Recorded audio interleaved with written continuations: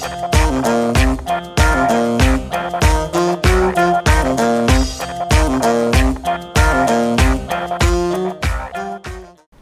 ప్రభు గారు. నమస్తే. ఎలా ఉన్నారండి? సరే, అసలు 32 ఏళ్ళ అనుభవం నిజంగా అంటే చాలా వ్యాస్ట్. 30 years ఇండస్ట్రీ అని చెప్పి మనకు ఒక డైలాగ్ ఉంది, పాపులర్ డైలాగ్.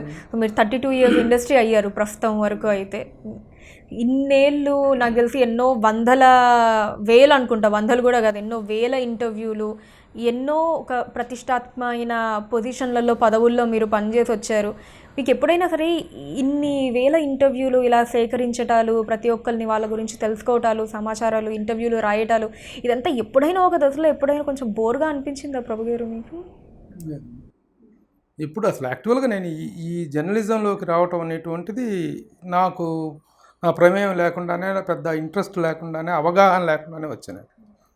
నేను ఫస్ట్ అంతకుముందు జర్నలిస్ట్గా రాకముందు దాసరి నారాయణరావు గారి దగ్గర అసోసియేట్ డైరెక్టర్గా పనిచేసేవాడు.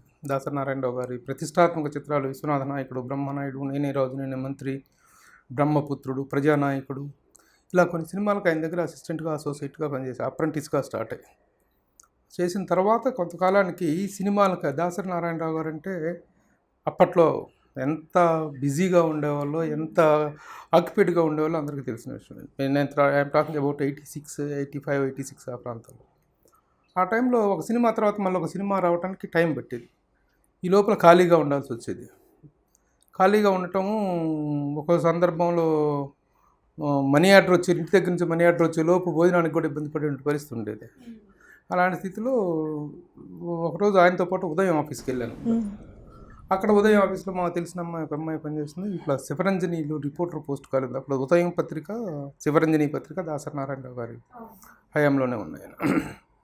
శివరంజని పత్రికలో రిపోర్టర్ పోస్ట్ ఖాళీ ఉంది, జాబ్ చేస్తే నీకు మరి పరిచయాలు పెరుగుతాయి, అట్ ద సేమ్ టైం ఒక పర్మనెంట్ ఇది ఏర్పడుతుంది కదా, వై డోంట్ యు ట్రై అని చెప్పేసి అడ్వైజ్ చేస్తే, జర్నలిజం నాకేం తెలుసు, నేను రిపోర్టర్గా రావడం ఏంటి అని చెప్పేసి అనుకున్నాను. సరే ట్రై చేస్తాలే అని అన్నాను.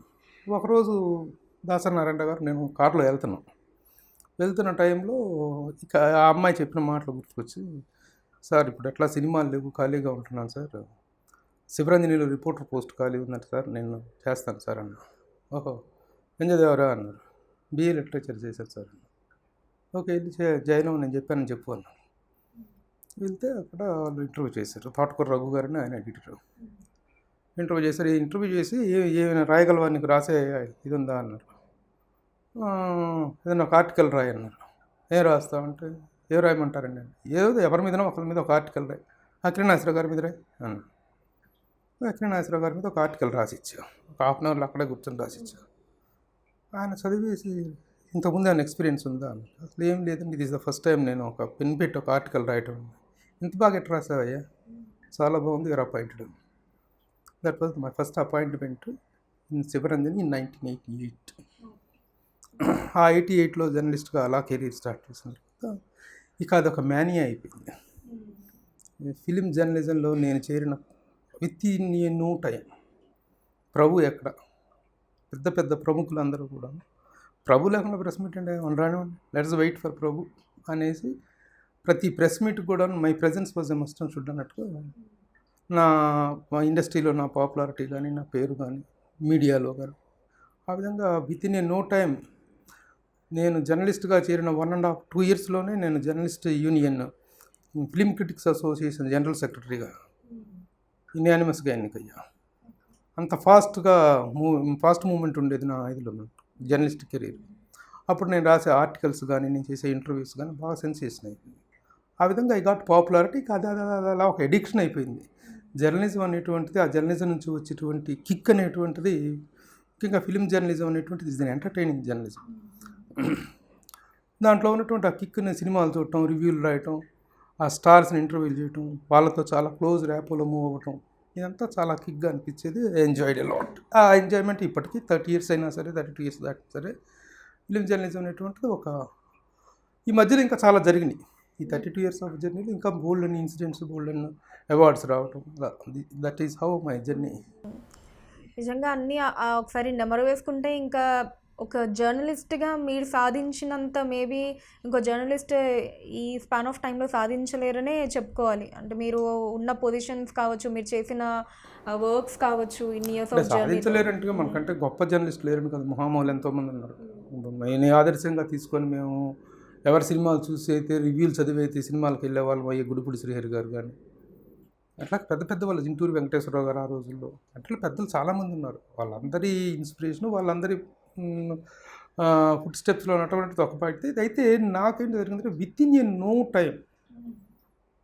No time I have seen all the success in film journalism, all the awards in film journalism.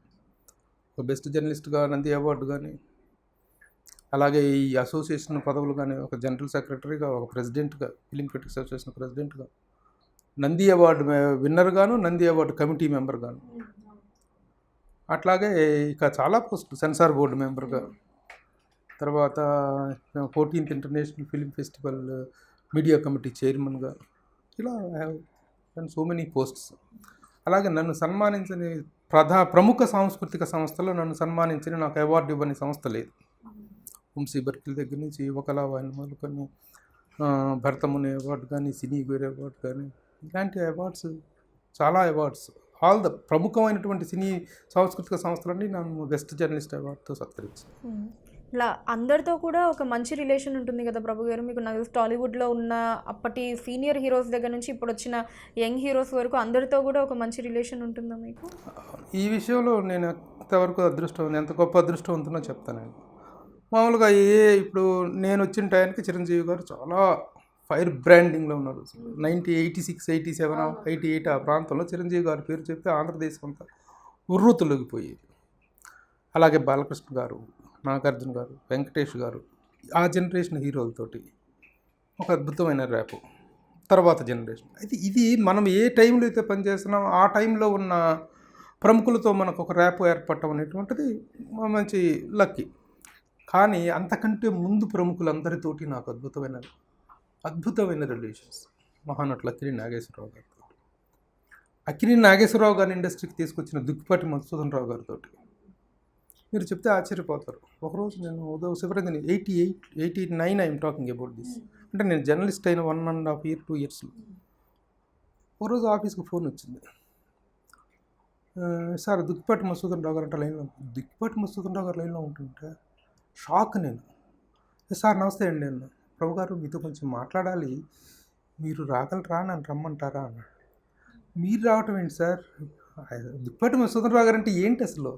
Akkineni Nageswararao గారు, ఆనాటి జగ్గయ్య, జమున, సావిత్రి, ఎస్ రాజేశ్వరరావు గారు, ప్రముఖ నిర్మాతలు, వీళ్ళందరికీ కూడాను ఒక గురువు లాంటి వ్యక్తి అని. గురువు కదా, అందరినీ ప్రిన్సిపల్ అంటారు. సూర్యకాంతం గారు వీళ్ళంతా మా ప్రిన్సిపల్ గారు అంటారు. అలాంటి మహానుభావుడు, అన్నపూర్ణ పిక్చర్స్ ప్రైవేట్ లిమిటెడ్ అధినేత, ఎన్నెన్నో అపురూప చిత్రాల నిర్మాత, దొంగరాముడు, తోడికోడళ్ళు, డాక్టర్ చక్రవర్తి, వెలుగు నీడలు, ఒకటేనేంటి, చదువుకున్న అమ్మాయిలు, ఇలాంటి ఎన్నెన్నో అద్భుతమైనటువంటి చిత్రాలు నిర్మించినటువంటి ఒక నిర్మాత ఆయన ఫోన్ చేసి, సార్ మీరు రమ్మంటారు వస్తారు సార్ నేను వస్తాను సార్, మీరు గంట చెప్పండి సార్ అంటే ఇమీడియట్గా వెళ్తారు. సార్ ప్రభు గారు, మా సంస్థ చరిత్రను పుస్తక రూపంలో తేవాలనుకుంటున్నాము, ఎవరు రాస్తే బాగుంటుంది అని అంటే నేను కొంతమంది ప్రముఖ జర్నలిస్టుల పేర్లు, నాకంటే సీనియర్స్ పేర్లు చెప్పాను. లేదండి మీరు రాస్తే బాగుంటుంది. మీ సంస్థ ఏంటి, నేనేంటి సార్, నేను కాక మొన్న జర్నలిజంలోకి వచ్చిన నేను రాయటం. లేదండి మీరు రాసిన కొన్ని ఇంటర్వ్యూలు చదివాను, మీ స్టైల్ ఆఫ్ రైటింగ్ నాకు చాలా బాగా నచ్చింది, మీరు రాస్తే బాగుంటుందండి, రాస్తారా అని.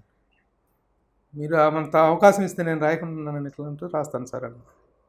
ఆ విధంగా ఆ పుస్తకాన్ని రాయటం జరిగింది. సంవత్సరం పాటు ఆయన దగ్గరికి వెళ్ళి మెటీరియల్ గ్యాదర్ చేయటం అంతా.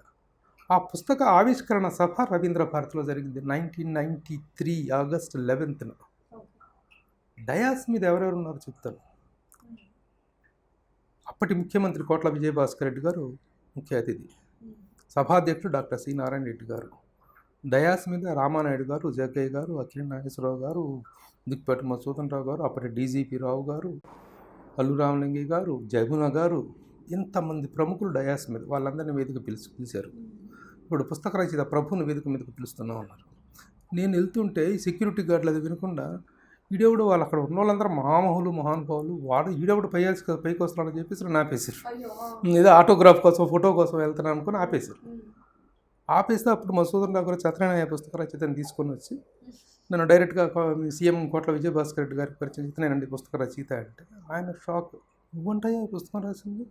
నేను ఎవరో అనుభవాలు పెద్దవాళ్ళు అనుభవజ్ఞులు రాశారనుకున్నాను, నువ్వు రాసావా, ఎంత చక్కగా రాసావయ్యా అని చెప్పి ఆ రోజున కోట్ల విజయభాస్కర్ రెడ్డి గారు జీవితంలో ఫస్ట్ టైం ఒక సన్మానం సీఎం చేతుల మీద. ఇలాంటి సంఘటనలు ఎన్నో. ఆ తర్వాత ఎన్నెన్నో సాంస్కృతిక సంస్థలు కానీ ఏదో ఒక బెస్ట్ జర్నలిస్ట్ అవార్డు తీసుకోవటం ఉన్నట్టు జర్నలిజం మీద కానీ వీటి మీద ఎలాంటి అవగాహన లేకుండా ఈ ఫీల్డ్లోకి వచ్చిన నేను within no time have become immensely popular. And అలానే చిరంజీవి గారు కూడా మీకు ఒక లేఖ రాశారు, అంటే మీరు ఎవరో ఏంటి మీ గురించి ఏం తెలియకుండానే ఒక లేఖ రాశారని చెప్పి మీరు ఒక సందర్భంలో చెప్పారు. దాని గురించి చెప్తారా ఒకసారి వివరంగా?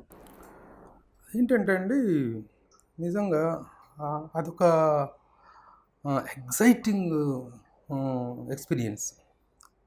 88లో నేను జర్నలిస్ట్గా వచ్చాను. 88 May 4th దాసరి నారాయణరావు గారు మా గురువు గారి బర్త్డే సందర్భంగా I have taken the appointment. చేరటం అంతకుముందే ఫిబ్రవరిలో జాయిన్ అయినప్పటికీ May 4th గురువు గారి బర్త్డే దాకా వెయిట్ చేసి ఆ రోజున అపాయింట్మెంట్ లెటర్ తీసుకున్నాను నేను. తీసుకున్నాను. అదే వెంటనే ఆగస్టులో చిరంజీవి గారి బర్త్డే వచ్చింది. అప్పుడు చిరంజీవి గారు వల్ల మన జమునా రాణి గారు అని ఆవిడ ఎడిటర్ శివరంజని పత్రికకి, ప్రభు ఒక ఆర్టికల్ రాయి అర్జెంట్గా చిరంజీవి గారి బర్త్డేకి. ఆ ఆర్టికల్ అంటే నాకు పెద్ద పరిచయం లేదు, లేదండి నేను రాయలేనండి నన్ను. ఏదో ఒకటి రాయమే, పేజీ నింపాలి. అదే టైంలో అల్లాని శ్రీధర్ ప్రముఖ దర్శకుడు, అల్లాని శ్రీధర్ దర్శకుడు నిర్మాత, తను ఉదయం వీక్లీకి ఎడిటర్గా పనిచేస్తున్నాడు. తను ప్రభు నాకు కూడా ఒక ఆర్టికల్ అయ్యవా అని. సరే ఈ శివరంజని పత్రిక ఉదయం వీక్లీ పత్రిక రెండింటికి 2 ఆర్టికల్స్ రాసి ఇచ్చాను. అవి ప్రింట్ అయ్యి మార్కెట్లోకి వెళ్ళినాయి. మార్కెట్కి వెళ్ళి 3వ రోజున మెడ్రాస్ నుంచి ఫోను, ఈ ప్రభు ఎవరు, ఇతని అడ్రస్ కావాలి నాకు అని చిరంజీవి గారి దగ్గర నుంచి. నేను సరే చిరంజీవి గారి దగ్గర నుంచి వచ్చింది. సరే లెటర్ పంపించారు, అడ్రస్ పంపించాను. అక్కడ మా శివరంజని ఆఫీస్కి అడ్రస్ పంపించాను. వస్తే 3వ రోజున లెటర్ చిరంజీవి గారి దగ్గర నుంచి, dear mister Prabhu, I have gone through both your articles. అసలు మీరు రాసిన విధానం చాలా బాగుంది, మీరు చాలా మంచి పెద్ద జర్నలిస్ట్ అవుతారు, please don't miss to meet me when I come to Hyderabad అని చెప్పేసి చిరంజీవి గారి దగ్గర నుంచి ఆ లెటర్ వస్తే, ఆ లెటర్ చూసి మీడియాలో మొత్తం ఫ్రెండ్స్ సర్కిల్లో మీడియా సర్కిల్స్లో ఉదయం ఆఫీస్లో అదొక పెద్ద సెన్సేషన్, ప్రభుకి చిరంజీవి గారు లెటర్ రాశారు. అప్పట్లో చిరంజీవి గారు అంటే ఏంటి అసలు ఆయన నామస్మరణం మారుమోగిపోతుండేది ఆంధ్ర రాష్ట్రంలో అప్పటి యువతలో కానీ, అప్పటి మొత్తం అన్ని వర్గాల ప్రేక్షకుల్లో కూడా ఫైర్ బ్రాండ్ చిరంజీవి గారు అంటే. అలాంటి సమయంలో నేను ఎవరూ తెలియదు, ఎంతోమంది ఆయన గురించి రాసి ఉంటారు, కానీ నేను రాసిన ఏ అక్షరం ఆయనకి ఆయన ఎంతగా ఇంప్రెస్ చేసిందో, ఒక అక్షరానికి కానీ ఒక ఎక్స్ప్రెషన్కి విలువిచ్చేటువంటి ఆయన సంస్కారం, నిజంగా అంత బిజీలో ఆయన చదవటం ఏంటి, ఆ చదివి నాకు లెటర్ రాయటం ఏంటి, అది ఏంటంటే ఒక కష్టానికో లేకపోతే ఒక అక్షరానికి విలువ ఇచ్చే వాళ్ళకే తెలుస్తుంది అదేంటని. నేను ఇన్ని సంవత్సరాలుగా జర్నలిస్ట్గా ఉన్నప్పటికీ క్రమం తప్పకుండా ఆల్మోస్ట్ ఆల్ ప్రతి ఇయర్ చిరంజీవి గారి దగ్గర నుంచి ఒక అప్రిషియేషన్ అనేది వచ్చేది. ఆ తర్వాత నేను ఆయన లంకేశ్వరుడు షూటింగ్కి హైదరాబాద్ వచ్చినప్పుడు నేను డైరెక్ట్గా వెళ్ళి పరిచయం చేసుకొని, sir I'm so from Sivaranjani నుంచి ప్రభునండి. ఓ ప్రభు, చుట్టూ 1000 మంది జనం, ఆ లంకేశ్వరుడు షూటింగ్ భాగ్యనగర్ షూటింగ్ అవుతుంటే వీడెవడ డైరెక్ట్గా దగ్గరికి వెళ్ళిపోయాడని చెప్పి ఆయన సెక్యూరిటీ వాళ్ళు కంగారు పడిపోతున్నారు. నాకేమో ఈ ఫార్మాలిటీసు ఈ ప్రోటోకాల్స్ ఏమి తెలియవు. ఆయన అలా కూర్చుని ఉన్నారు సెంటర్లో. నేను డైరెక్ట్గా వెళ్ళిపోయి హాయ్ సార్ నమస్తే, ఆయన ఇలా చూసి ఎవరు అన్నట్టు, అంటే ఆయన దగ్గరికి ఎవరు వెళ్ళలేరు కదా అంత ప్రోటోకాల్ని దాటుకొని. నేను డైరెక్ట్గా వెళ్ళిపోయి సార్ నమస్తే సార్ నైస్ మీటింగ్ సార్ అని చెప్పి షేక్ హ్యాండ్ ఇస్తుంటే ఇలా చూశారు చిరంజీవి గారు. చూసి sir I'm Prabhu from Sivaranjani. వెంటనే ఆయన ఎక్స్ప్రెషన్ చేంజ్, ఓ ప్రభు కమాన్. ఇంతలో ఈ సెక్యూరిటీ వాళ్ళు వచ్చి నేను లాగైపోయే పరిస్థితి అనమాట. ఆ పరిస్థితి రాబోయడానికి చేయరన్నారు చిరంజీవి గారు. అంటే వాళ్ళు అలా షాక్ అయిపోయి వెంటనే పక్కకి వెళ్ళిపోయి వెంటనే చైర్ తీసుకొచ్చి కూర్చోబెడితే తొలి పరిచయం అది చిరంజీవి గారితో. అలా కూర్చొని ఆయనతో మాట్లాడటం ఎంతమందికి ఆ రోజుల్లో ఆ ఫార్చ్యూన్ దక్కుతుంది చెప్పండి నిజంగా. ఎందుకంటే ఆయన చూడటమే ఒక అద్భుతం, ఆ రోజుల్లో ఒక అపురూపం. అలాంటి ఇమేజ్, మైండ్ బ్లోయింగ్ ఇమేజ్లో ఉన్నారు ఆయన, మ్యాటర్నీ ఐడాల్. ఆ విధంగా ఆ రోజున పరిచయం చిరంజీవి గారితో. అలా అప్పటి నుంచి ప్రతి సంవత్సరం కూడా ప్రభు రాసిన ఒక జర్నలిస్ట్గా ఒక బర్త్డే ఆర్టికల్ రాశారన్న, ఒక ఇంటర్వ్యూ చేశాడన్న, చిరంజీవి గారి దగ్గర నుంచి వచ్చే స్పందన, కష్టం విలువ తెలిసినవాడు ఆయన, ఒక క్రియేటివ్ జాబ్ తాలూకు డెప్త్ తెలిసిన వ్యక్తి ఆయన. So I have been enjoying Chiranjeevi గారి blessings or high best wishes for all this years. Of course మిగతా అందరు హీరోలతో కూడా, అలాగే వెంకటేష్ గారు, నాగార్జున గారు, బాలయ్య బాబు, వీళ్ళందరితో, బాలకృష్ణ గారితో కూడా అప్పటి నుంచి బాగా పరిచయం. మీరు బాలకృష్ణ గారితో ఇంటరాక్ట్ అయ్యే ఆ సమయంలో మీరు అబ్జర్వ్ చేసిన మనస్తత్వం ఏంటండి బాలకృష్ణ గారికి సంబంధించి? బాలకృష్ణ గారంటే చాలామంది చెప్తుంటారు, ఆయన మనసులో ఎలాంటి కల్మషం లేనటువంటి ఒక స్వచ్ఛమైనటువంటి, ఏది కడుపులో దాచుకున్నటువంటి ఇది కాదు, ఏది ఉన్నా మొహం మీద సుస్పష్టంగా చాలా నిర్మోహటంగా మాట్లాడుతుంటారు. అది ఒక్కొక్కసారి కొంతమందికి కొంత కటువుగా ఉంటూ ఉండొచ్చు, but as far as his inner conscious is concerned, he's not at all he's a wonderful person. యాక్టర్గా ఇక బాలకృష్ణ గారి నుంచి మనం కొత్తగా చెప్పేది, వండర్ఫుల్ యాక్టర్. ఒక జర్నలిస్ట్ కావచ్చు, ఒక యాంకర్ కావచ్చు, ఎవరైనా సరే ఆయన్ని కొంచెం ఏదైనా ప్రశ్న అడగాలి అంటే ముందు ఆచితూచి కొంచెం ఒక భయం బెరుకుతోటి అడుగుతూ ఉంటారు బాలకృష్ణ గారికి సంబంధించి. మీకు అసలు ఎప్పుడైనా అలాంటి సందర్భం ఎదురైందా అండి? లైక్ అంటే మీ వరకు వచ్చేటప్పటికి ఆ భయం బెరుకు ఎక్కడ మాకైతే కనిపించదు అనుకోండి, ఎదుటి వాళ్ళు భయపడుతూ ఉంటారు మీరు వస్తున్నారంటే ఎలాంటి క్వశ్చన్లు అడుగుతారు అని చెప్పి. ఇంకా ఎప్పుడు లేదండి, అంటే నిజంగా కూడాను ఆ కాన్షియస్నెస్ మనకు ఉండాల్సిన అవసరం ఉంది. అది ప్రతి ఒక్కరి దగ్గర ఉంటుందండి. ఇప్పుడు ఎవరి ముందు మాత్రం ఇది కూర్చొని పిచ్చి పిచ్చిగా సెన్స్లెస్గా క్వశ్చన్ చేస్తే ఎవరు మాత్రం ఊరుకుంటారు? ఎవరు ఊరుకోరు. అందులో బాలకృష్ణ గారు కొంచెం రియాక్ట్ అవుతారు. ఎప్పుడు ప్రశ్న అడిగినా కూడా, ప్రెస్ మీట్స్లో కానీ ఎక్కడైనా కడుతున్నా, we need to be sensible first.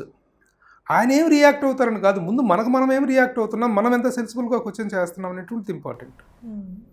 ఆ విషయంలో బాలకృష్ణ గారు ఎన్నిసార్లు ప్రభు గారు బాగా మాట్లాడారు అంటారు చాలా అభిమానంగా. ఎన్నో సందర్భాల్లో, చాలా ఎప్పటి నుంచి కాదు, 25 సంవత్సరాల నుంచి కూడా ప్రెస్ మీట్స్లో అట్లా కూర్చున్నప్పుడు ఆయన బాగుంటుంది. కొన్ని సందర్భాల్లో ఒక్కోసారి ఓ ఫ్రెండ్స్ మధ్యలో కూర్చొని మాట్లాడుకుంటున్నాను, ఇంతలో ఫోన్ వచ్చింది. ఎవరో అనుకున్నా, హలో అని, ప్రభు గారు నేను నందమూరి బాలకృష్ణ మాట్లాడుతున్నాను. బాబు షాక్ అసలు. బాబు చెప్పండి బాబు, చాలా థ్యాంక్స్, మీరు అందరూ చాలా సమిష్టిగా కృషి చేపట్టే మన వేడుక సక్సెస్ అయిపోయింది. మీ అందరి సమిష్టి కృషి, మీకు మీ సహకారానికి మా ధన్యవాదాలు. ఏంటో నాకు అర్థం కాల. అప్పుడే మన రోసయ్య గారు చీఫ్ మినిస్టర్ కొన్నప్పుడు కర్నూలు వరదల విషయంలో అప్పుడు బాలకృష్ణ గారి ఆధ్వర్యంలో జరిగింది సహాయ కార్యక్రమం, మేము సైతం అనేది చేశారు. ఆ కార్యక్రమం చేసినప్పుడు నేను మీడియా కోఆర్డినేషన్గా ఉన్నాను అనమాట. అయితే ఆయన ఏంటంటే అందులో పని చేసిన ప్రతి ఒక్కళ్ళకి పర్సనల్గా ఫోన్ చేసి థ్యాంక్స్ చెప్పారు బాలయ్య గారు. బాలకృష్ణ చేసినప్పుడు అప్పుడు ఆ ఫోన్ మనం we can't expect phone call from Balakrishna గారు కదా, చాలా ఆ ఫార్మాలిటీస్ కానీ అవన్నీ చక్కగా మెయింటైన్ చేస్తారు. ప్రభు గారు, మనం ఎలాగో బాలకృష్ణ గారికి సంబంధించి విషయం మాట్లాడుకుంటున్నాం కాబట్టి దానికి కంటిన్యూయేషన్గా మొన్న మధ్య ఈ జరిగిన ఈ పరిణామాలు, అంటే రీసెంట్గా కూడా ఈ లాక్డౌన్ వల్ల జరిగినవి, అంటే ఆయన్ని పిలవలేదు టాలీవుడ్ సెలబ్రిటీస్ ప్రముఖుల్లో నేను ఒకరినైనా, ఆయన పిలవలేరని చెప్పి ఆయన కొంచెం కలవరపాటికి గురయ్యారు. ఈ షూటింగ్కి సంబంధించి సీఎం గారిని మీట్ అవ్వటం దృశ్య కావచ్చు, ఇవన్నీ కూడా. అండ్ అలానే నాగబాబు గారికి బాలకృష్ణ గారికి సంబంధించి కూడా వచ్చిన పొరపత్యాల గురించి మీకు ఖచ్చితంగా తెలిసే ఉంటుంది. నాకెవరో అని తెలియకపోవటం, నాగబాబు గారు చెప్పటం, ఇవన్నీ కూడా. ఇవన్నీ ఆ ఇంటర్వ్యూ నేను చేశానని చెప్పి నన్ను మీరు క్వశ్చన్ చేస్తున్నారా? అదేగా డైరెక్ట్గా మీ ప్రశ్న. ఇంకా దాని గురించి మీకంటే బాగా ఇంకెవరు చెప్పగలుగుతారు చెప్పండి. చూడండి, ఒకళ్ళొక ఇమోషన్స్ మీద వ్యాఖ్యానం చేయటం అనేటువంటిది ఫస్ట్ మన పరిధిలో లేని విషయం. ఇంకొకటి ఏంటంటే, వాళ్ళ ఇమోషన్స్ మీద ఎవరు కరెక్టు ఎవరు రాంగ్ అని జడ్జి చేసేంత స్థాయి నాకు లేదు. ఒక జర్నలిస్ట్గా అందరితో పరిచయాలు అయితే ఉన్నాయి, కానీ ఆ ఇమోషన్స్ని కంట్రోల్ చేయటం, లేదా ఆ ఇమోషన్స్ మీద ఒక వ్యాఖ్యానం చేసేంత స్థాయి అది కాదు. So that is their internal matter. దాన్ని అంతవరకే పరిమితం చేయగలుగుతారు, నేను వ్యాఖ్యానించలేను నేను ఆ విషయంలో. అంతకుముందు చేసిన ఇంటర్వ్యూ అంటారా, నేను ఒక యూట్యూబ్ ఛానల్కి నేను ఇంటర్వ్యూ కోసం వెళ్ళాను నాగబాబు గారి దగ్గరికి. నాగబాబు గారి దగ్గరికి వెళ్ళినప్పుడు ఆ ఇంటర్వ్యూలో, అది లైవ్ ఇంటర్వ్యూ, ఆ లైవ్ ఇంటర్వ్యూలో ప్రశ్నలు అడుగుతున్నారు పాఠకుల దగ్గర నుంచి. లైవ్లో వస్తూ ఉన్నాయి చాట్స్. మహేష్ బాబు గారి గురించి అడిగారు. నాగబాబు గారు మహేష్ బాబు గారి మీద మీ అభిప్రాయం ఏంటంటే చాలా చక్కగా చెప్పారు మహేష్ బాబు గురించి. ఇంకెవరి గురించి అడిగారు, వాళ్ళు చెప్పారు. బాలకృష్ణ గారి గురించి మీ అభిప్రాయం ఏంటి అని ఒక ప్రశ్న రైజ్ అయ్యేటప్పుడు ఆయన సడన్గా నాకు తెలియదు అన్నారు. నేను షాక్. బాలకృష్ణ గారు తెలియదు అంటారు ఏంటని. సార్ బాలకృష్ణ గారండి, నాకు తెలియదండి ఎవరండి అని అన్నారు. ఓహో, నాకు వెంటనే అర్థమైపోయింది. ఓహో, వాళ్ళిద్దరికీ ఒక పర్సనల్ గ్రడ్జ్ ఏదో రన్ అవుతుంది అని చెప్పి నేను వెంటనే ఏం చేశానంటే, నేను ఒక జర్నలిస్ట్గా దాన్ని గెలకటమో దాన్ని ఇంకొంచెం తోవటమో చేయటం కాకుండా, నేను యాక్చువల్ అదే అడగబోతున్నా. అంటే ఒక జర్నలిస్ట్ స్టైల్లో కూర్చున్నప్పుడు డెఫినెట్లీ మనకు సడన్గా మీరు అన్నట్టు ఒక షాకింగ్ ఫీలింగ్ కలుగుతుంది. దాని తర్వాత ఏం చేయాలి అన్నదే పెద్ద క్వశ్చన్ మార్క్గా ఉంటుంది యాక్చువల్లీ. అయితే నేను ఇక్కడ వాళ్ళ మధ్య ఒక మనస్పర్ధ అనేటువంటిది అది దాని రీజన్స్ మనం అనలైజ్ చేయాల్సిన అవసరం లేదు, మనకు అవసరం కూడా లేదు. వాళ్ళ మధ్య ఒక స్పర్ధ జరుగుతుంది కాబట్టి నాగబాబు గారు ఇలా రియాక్ట్ అయ్యారు అనేటువంటిది అర్థమైపోయి, ఓకే అండి ఈ టాపిక్ మార్చేద్దాం ఇక్కడ నుంచి అని చెప్పి వెంటనే shifted the matter to some other topic, వేరే టాపిక్లోకి తీసుకెళ్ళిపోయి మార్చి నేను తర్వాత ఇక వాళ్ళకి అది ఆ కంటిన్యూటీ అనేది వాళ్ళు చేసుకున్నారు. బట్ యాజ్ ఏ రెస్పాన్సిబుల్ జర్నలిస్ట్గా నేను ఆ వివాదానికి నా పరిధిలో ఇమీడియట్గా నేను ఫుల్ స్టాప్ పెట్టాను. దాన్ని పెంచడం కానీ దాన్ని ప్రొలాంగ్ చేయటం కానీ నేను చేయలేదు. అంతవరకు నాకు తెలుసు. అందులో నా ప్రమేయం, నా పరిధి అంతవరకు మాత్రమే. ప్రభు గారు ఎలాంటి పరిధులు పెట్టుకుంటారంటే, అంటే ఇప్పుడు ఇందాక మీరు చెప్పిన ఎగ్జాంపులే కావచ్చు, ఇలాంటి సందర్భాలలో ఎలా వ్యవహరించాలి అని కావచ్చు, లేదా ఒకరిని ఇంటర్వ్యూ చేసేటప్పుడు ఆ క్వశ్చనీర్ కావచ్చు, అదంతా కూడా వాళ్ళ పర్సనల్ విషయాలకి సంబంధించి కూడా ఎలాంటి ఒక పరిధిని గీసుకుంటారు అది దాటి వెళ్ళకుండా? వెరీ గుడ్, నైస్ క్వశ్చన్ అమ్మా. ఇప్పుడు ఏంటంటే ఇంటర్వ్యూ చేసేటప్పుడు ఇద్దరి మధ్య వివాదాలకు సంబంధించినటువంటి ఇంటర్వ్యూ మనం చేయాల్సి వస్తే, అది సడన్గా రైజ్ అయితే దాన్ని ఒక మధ్య మార్గం మనం ఆలోచిస్తాం. ఎప్పుడైనా లైఫ్లో ఏదైనా సరే బ్యాలెన్స్ ఈజ్ వెరీ ఇంపార్టెంట్. ఒక మధ్య మార్గంగా ఉండాలి. దానికి రకరకాల అపవాదులు కూడా వస్తాయి. గోడ మీద పిల్లి అంటాడు ఒకడు. ఇప్పుడు నాగబాబు గారి మధ్య, బాలకృష్ణ గారి మధ్య చెప్పండి మీరని మీరు నన్ను అడిగారు. నేనేం చెప్తాను? నా పరిధి ఏంటి? నేను ఎవరిని గురించి నేను వ్యాఖ్యానించగలుగుతాను? అది స్థాయి మనకు ఉండాలి కదా. ఒక స్థాయి మనకున్నా సరే వివాదాన్ని సద్దుమనగ చేయడానికి ఉండేటువంటి ప్రాధాన్యత, ఇవ్వాల్సిన ప్రాధాన్యత, దట్ ఈజ్ ఇంపార్టెంట్. అంతేగాని మనం వాళ్ళ తప్పు వీళ్ళు తప్పు అని డిసైడ్ చేయడానికి, జడ్జి చేయడానికి మనం ఎవరు? సో ఆ పరిధులు ముందు దృష్టిలో పెట్టుకోవాలి ఫస్ట్. అది అలాంటి వివాదాస్పదంగా ఇద్దరు వ్యక్తుల మధ్య వచ్చినప్పుడు, ఇన్ జనరల్గా ఒక వ్యక్తిని, ఒక స్టార్ను, ఒక సెలబ్రిటీని మనం ఇంటర్వ్యూ చేస్తున్నప్పుడు నేను పాటించే సూత్రాలు ఒకటే: don't enter in to their personal life. ఒక జర్నలిస్ట్గా ఒక వ్యక్తి తాలూకు వ్యక్తిగత జీవితంలోకి తొంగి చూడాలి. ఆయన బలహీనతలో, లేకపోతే ఆయన ఫ్యామిలీకి సంబంధించిన విషయాలు, ఆ స్టార్ తాలూకు అఫైర్స్ విషయాలు ప్రస్తావించటము, మాట్లాడటము, రాయటము చేసిన రోజున దేర్ జర్నలిస్ట్గా ఐఎమ్ డెడ్.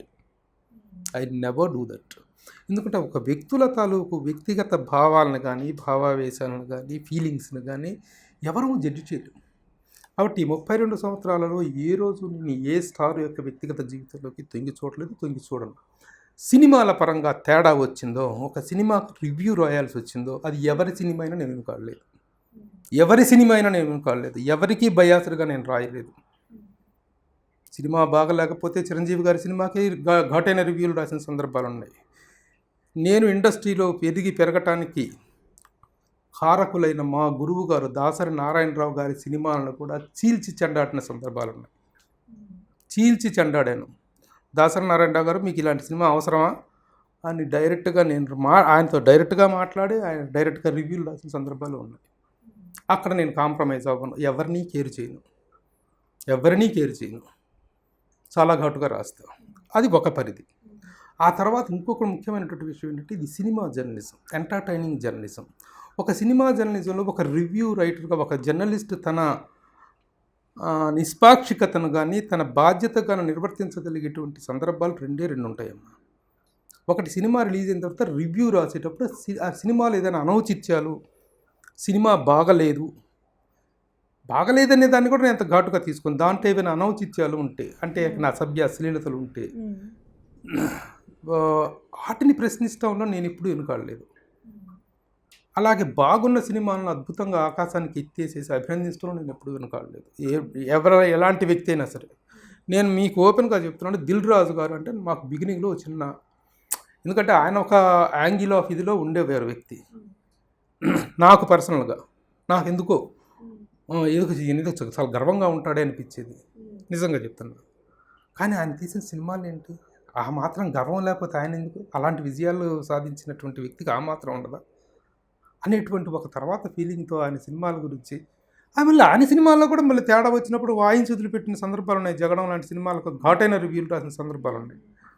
బట్ ఒక వ్యక్తి తాలూకు ఒక నిర్మాతగా ఆయన అవుట్లుక్ను కానీ ఆయన విజన్ను కానీ ఎంత అభినందించాలి. ఈ రోజున తెలుగు సినిమా ఇండస్ట్రీలో ఒక టాప్ మోస్ట్ ప్రొడ్యూసర్గా ఉన్నారంటే ఆయన దాని వెనక ఎంత కృషి ఎంత విజన్ ఉండబెట్టున్నారు. కాబట్టి మన వ్యక్తిగత రాగద్వేషాలు అనేటువంటి ఎప్పుడూ కూడాను మన రైటింగ్స్లో ప్రతిఫలించకూడదు. మన వ్యక్తిగతంగా ఆ వ్యక్తి మనకు నచ్చకపోయినా సరే సినిమా పరంగా బాగుంటే అద్భుతంగా రాయాలి.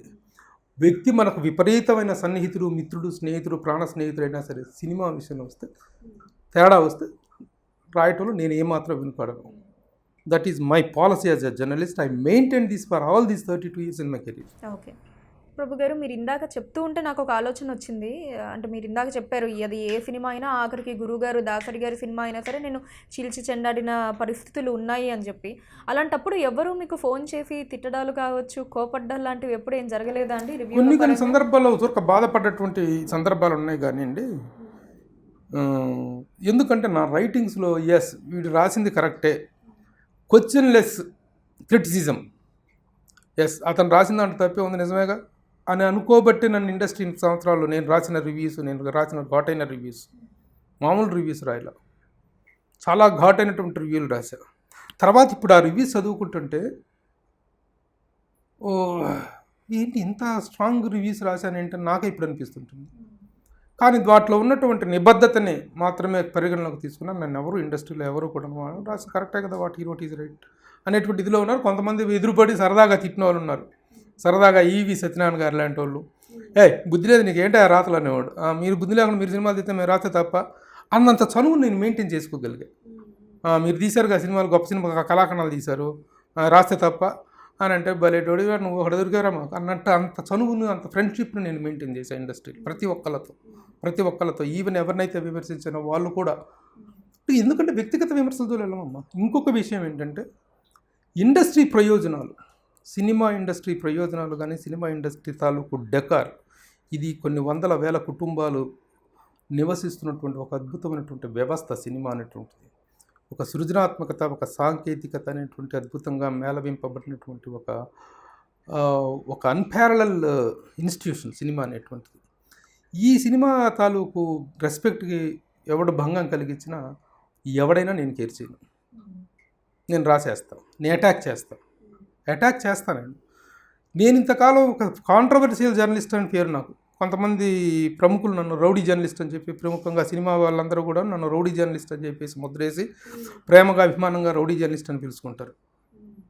చాలామంది నన్ను పిలిచేదే రౌడీ జర్నలిస్ట్ అని.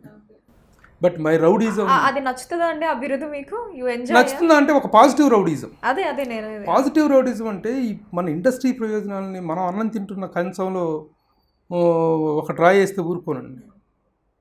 మన ఇండస్ట్రీలో కొన్ని సందర్భాల్లో కొన్ని బాధలు, కొన్ని అటాక్లు జరిగినప్పుడు ఎప్పుడైనా వ్యవస్థల్లో లోపాలు ఉండవు, వ్యక్తుల్లో లోపాలు ఉంటాయి.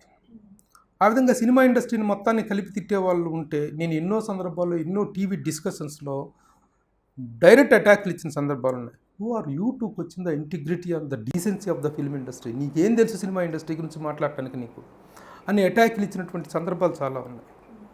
I don't spare anybody. నీకున్న అధికారం ఏంటి? నాకే గాట్ ఎవరి రైట్. సినిమా ఇండస్ట్రీ తాలూకు వ్యక్తిత్వాన్ని, దాని తాలూకు ఔన్నత్యాన్ని ప్రశ్నిస్తే మాత్రం ఎవరినైనా నిలదీయటానికి నేను కాదు. సార్, ఇప్పుడు ఈ రివ్యూ రైటర్స్కి డబ్బులు తీసుకొని రివ్యూ రాస్తారన్న పేరు ఎందుకు వచ్చిందంటారు? అది ఈ మధ్యకాలంలో ప్రివేల్ అయినటువంటి ఒక బ్యాడ్ ప్రాక్టీస్ అమ్మా. అయితే రివ్యూలు డబ్బులు తీసుకొని రివ్యూలు సినిమాని ప్రమోట్ చేయడానికి డబ్బులు తీసుకున్నటువంటి సందర్భాలు ఉంటాయి. సినిమాని మొదటి నుంచి కూడా సినిమా ఇండస్ట్రీలో ఒక ఫార్మాలిటీ కల్చర్ ఒకటి డెవలప్ అయింది మొదటి నుంచి కూడా. ఇప్పుడే కాదు, ఆ మహామహులు ద గ్రేట్ ఇంటూరి వెంకటేశ్వరరావు గారు లాంటి ప్రముఖులు ఉన్న దగ్గర నుంచి కానీ ఇంకా చాలామంది ప్రముఖులు ఉన్నప్పుడు కానీ సినిమా షూటింగ్కో సినిమా సెట్కో కవరేజ్కి వచ్చినటువంటి ఒక జర్నలిస్ట్ను ఒక అతిథిలాగా గౌరవించేటువంటి ఒక ఫార్మాలిటీ అనేటువంటి సినిమా ఇండస్ట్రీలో ఉంది. ఆ ఇండస్ట్రీతో ఏం చేస్తారంటే బిగినింగ్లో వచ్చినప్పుడు చక్కగా భోజనాలు పెట్టడం, మందు పార్టీలు ఇవ్వటం, కాక్టైల్ పార్టీలు ఇవ్వటం, తర్వాత చిన్న చిన్న గిఫ్ట్లు ఏవో ఇచ్చేసి ఇది జస్ట్ మా గుర్తు కోసం అండి, మీ కోఆపరేట్ చేస్తున్నారు కాబట్టి మా గుర్తు కోసం అని చెప్పి ఒక ఫార్మాలిటీ మెయింటైన్ అవుతూ వచ్చింది.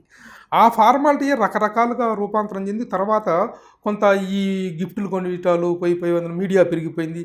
ఇదంతా ఎందుకులే, ఎవరికి కావాల్సిన వాళ్ళే తీసుకుంటారని చెప్పేసి ఆ గిఫ్ట్ అనేటువంటిది ఒక కవర్ రూపంలోకి వెళ్ళిపోయింది.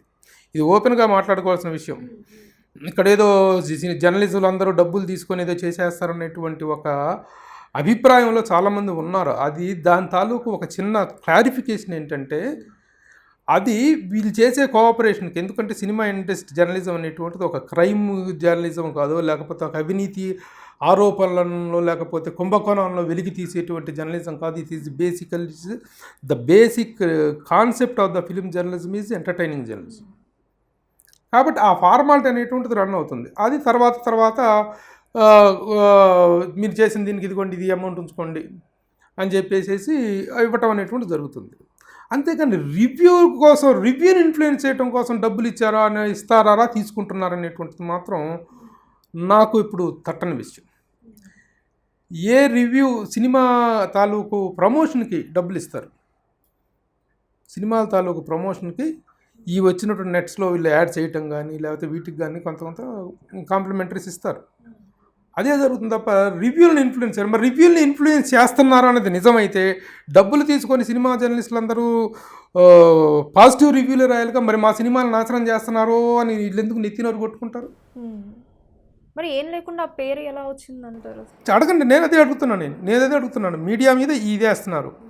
నువ్వు డబ్బులు దేనికి ఇస్తున్నావు? ఏ రూపంలో నువ్వు ఎలక్ట్రానిక్ మీడియాకు కానీ ప్రింట్ మీడియాకు కానీ వీళ్ళకి కానీ డబ్బులు ఏ రూపంలో ఇస్తున్నారు, ఎందుకు ఇస్తున్నారు?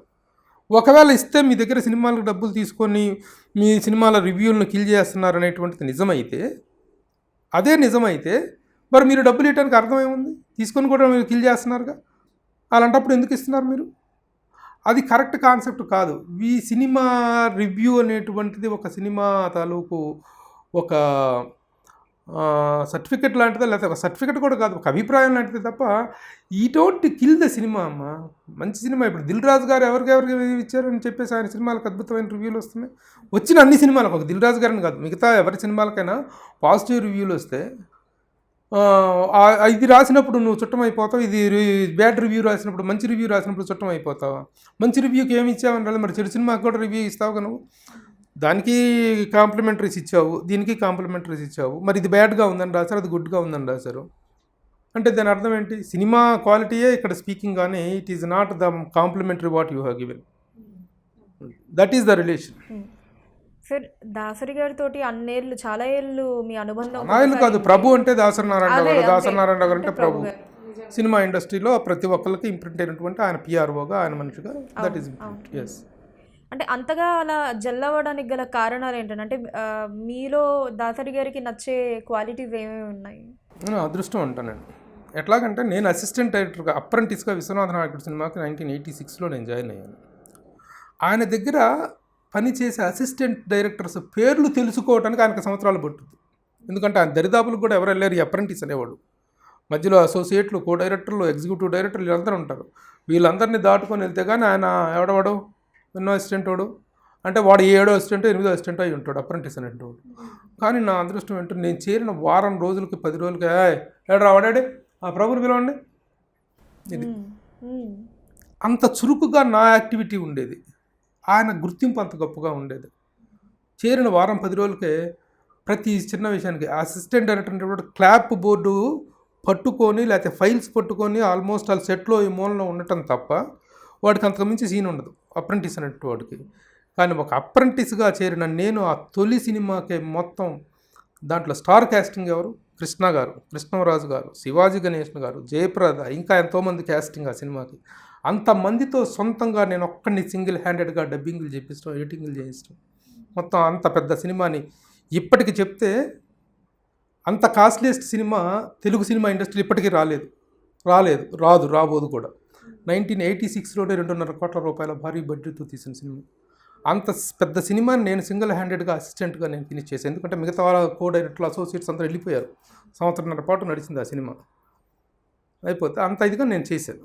అంత ఆ క్లోజ్నెస్ ఎందుకు వచ్చిందంటే అంత పెద్ద సినిమా భారాన్ని నేను హ్యాండిల్ చేయగలిగాను కాబట్టి. అదే కాకుండా తర్వాత జర్నలిస్ట్గా వచ్చిన తర్వాత జర్నలిస్ట్గా ప్రెస్ మీట్లో కడితే మీ వాడు మామూలుడు కాదే మీ ప్రభుగాడు అని చెప్పి ఈ స్టార్స్ వీళ్ళందరూ, ఎందుకంటే అందరితో నాకు ఒక అద్భుతమైనటువంటి ర్యాపు.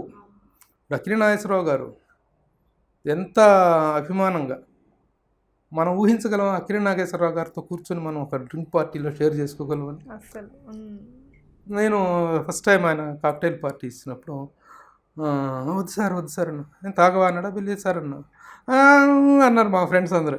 కమాన్ టేక్ ఇట్ అని నాగేశ్వరరావు గారు చేతుల మీదుగా ఆయన గ్లాస్ అందజేస్తుంటే ఆ చేతులు వణికిపోయింది. అంత క్లోజ్ ర్యాప్ అందరితో మెయింటైన్ చేసుకోగలట్టు. It's my fortune. ఆ విధంగా నేను నాగేశ్వరరావు గారు దాసనారాయణరావు గారి దగ్గర చెప్తుండేవారు, మీ వాడు చాలా ఫాస్ట్ అయ్యా అని చెప్పి, జర్నలిస్ట్గా మీ వాడు చాలా ఫాస్ట్ అండి అంటే ఆయన మురిసిపోయేవాడు. ఇందాక మనం మాట్లాడుకున్నట్టే దాసరి గారితో అంత అనుబంధం ఇది. నిజంగా ఆయన మరణ వార్త అసలు ఇండస్ట్రీకి అందరూ కూడా ఒక పెద్ద దిక్కు కోల్పోయాము అన్న భావనే అందరికీ ఉండింది. అంత క్లోజ్గా ఉన్న మీకు నాకు తెలిసి ఇంకా ఆ బాధ చాలా ఎక్కువగా ఉండుంటుంది. అసలు దాని నుంచి మీరు ఎలా బయటకు రాగలిగారండి? అసలు రాగలిగామని ఎవరు చెప్పారు? స్టిల్ ఎప్పటికే ఆయన వియోగం తాలూకు బాధ అనేటువంటిది నాకే కాదు, ఆయనతో క్లోజ్గా మూవ్ అయిన ప్రతి ఒక్కరికి ఉంటుంది. ఎందుకంటే కొన్ని ఇంతమంది తాలూకు వియోగాన్ని కొన్ని లోట్లు కొంతకాలానికి బూడిపోతాయి. కానీ దాసరి నారాయణరావు గారు లేని లోటు అనేటువంటిది చిత్ర పరిశ్రమకు ఎప్పటికీ పోటని లోటు. అది మామూలుగా పెద్దవాళ్ళు ఎవరైనా చనిపోయినప్పుడు చనిపోవటం సినిమా ప్రపంచానికి చాలా లోటు అని చెప్తారు, అది ఫార్మాలిటీగా చెప్పుకుంటారు అనమాట. కానీ దాసరి నారాయణరావు గారి తాలూకు డిపార్చర్ అనేటువంటిది మాత్రం సినిమా ఇండస్ట్రీలోని 24 శాఖల మీద ప్రభావం చూపించినటువంటి ఒక మహాభినిష్క్రమణం ఆయన చావు అనేటువంటిది, ఆయన మరణం అనేటువంటిది. ఎందుకంటే ఏ ఇండస్ట్రీలోని ఏ సర్కిల్లో చూసుకున్నా ఆయన మనుషులు, ఆయన ముద్రలు, ఆయన అభిమానులు, ఆయన మనుషులు ఉన్నారు. కాబట్టి అది ఎప్పటికీ బూడిపోయింది, ఆ బాధ అనేటువంటిది ఎప్పటికీ ఉంటుంది. ఆయన మరణం తర్వాత మళ్ళీ ఈ మధ్య ఆ ఫ్యామిలీలో ఆ గొడవలు, దాని గురించి మీడియాలో అలా కథనాలు రావటం, దాసరి గారి ఇంట్లో ఇలా గొడవలు ఇలా జరుగుతున్నాయి, ఇవన్నీ ఏ రకంగా చూస్తారండి? మీకు ఎలాంటి ఒక మానసిక క్షోభని కలిగిస్తున్నాయి ఇలాంటివన్నీ? ఏం చెప్పాలి, ఎలా వ్యాఖ్యానించాలో కూడా అర్థం కదమ్మా ఈ విషయంలో. దాసరి నారాయణరావు గారు ఆయన జీవితాన్ని సినిమా ఇండస్ట్రీకి స్పెండ్ చేసినంతగా కుటుంబానికి స్పెండ్ చేయలేకపోయారు. కుటుంబాన్ని అదే ఒక సందర్భంలో ఆయనే పబ్లిక్ మీటింగ్లో మాట్లాడి నేను తండ్రిగా నేను ఫెయిల్ అయ్యాను అని. నాకు చాలా బాధ వేసింది. కారులో ఎక్కిన వెంటనే నేను గట్టిగా వేసుకున్నాను, ఏంటి గురువుగారు, ఎవరు పిల్లలు చేయట్లేదు తప్పులు, ఎవరు ఇది చేయట్లేదు, మీరేంటి పబ్లిక్ మీటింగ్లో చెప్తారట ఆ విషయం? లేదురా చాలా బాధగా ఉందిరా, లేదు గురువుగారు అది అలా మాట్లాడటం తప్పు గురువుగారు అని చెప్పేసి నేను చాలా ఇలా అటాక్ చేసినంత పని చేశాను నేను ఆయన. ఏంటండి అసలు ఎవరు ఇదిలో మన కడుపు చించుకుంటే కాలం మీద పడుతుంది, మీరు పబ్లిక్ మీటింగ్లో చెప్తారేంటండి అని చెప్పి. ఇక అదంతే, మనం ఏం చేయలేం. అదొక వ్యాఖ్యానాలకు అందని ఒక ఫీలింగ్ అంతే. I don't want to talk more about that. Please like, follow and subscribe. Please subscribe. Please subscribe. Please subscribe. Please subscribe. Subscribe Please subscribe. Please subscribe Film Jalsa. to Film Jalsa. Film Jalsa. To Film Jalsa. Film Jalsa. Film Jalsa. Film Jalsa channel. To Film Jalsa.